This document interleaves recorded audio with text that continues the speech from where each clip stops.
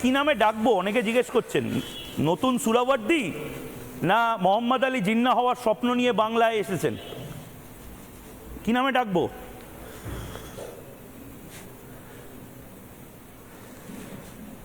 আপনি যা খুশি ডাকতে পারেন, আমার কিছু ভোট কাটুয়া নামে কি ডাকতে পারি? তৃণমূল কংগ্রেস অনেকে হাততালি দেবে, কিন্তু আজকে ময়ূক ভোট কাটুয়া বলেছে হুমায়ুন কবিরকে এটার জন্য।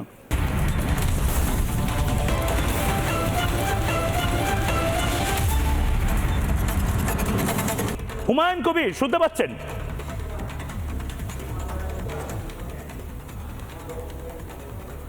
হ্যাঁ, শুনতে পাচ্ছি। আপনাকে কি নামে ডাকবো অনেকে জিজ্ঞেস করছেন, নতুন সুরাবর্দী না মোহাম্মদ আলী জিন্নাহ হওয়ার স্বপ্ন নিয়ে বাংলায় এসেছেন? কি নামে ডাকবো?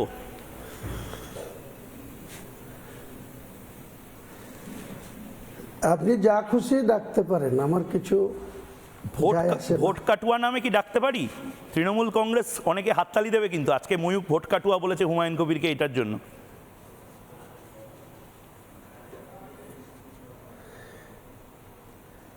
সময় আসলে বোঝা যাবে কে কার ভোট কাটবে, আর কে কোথায় জিতবে আর কে হারবে। নির্বাচন কমিশনকে শিডিউল ডিক্লেয়ার করতে বলুন, তারপরে ময়দানে দেখা হবে। কাউন্টিং এর দিনে কাউন্টিং ভেন্যু থেকে কে জিতবে আর কে হারবে সেদিনকে আপনাদের এইসব টিপ্পিনি কাটা আর ইগনোর করা বা মানুষকে তাচ্ছিল্য করা, তার জবাব মানুষ দেবে।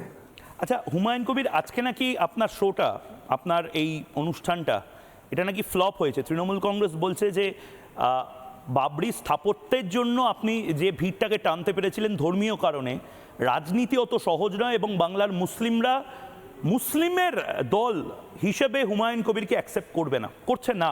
এটা কি ঠিক না ভুল?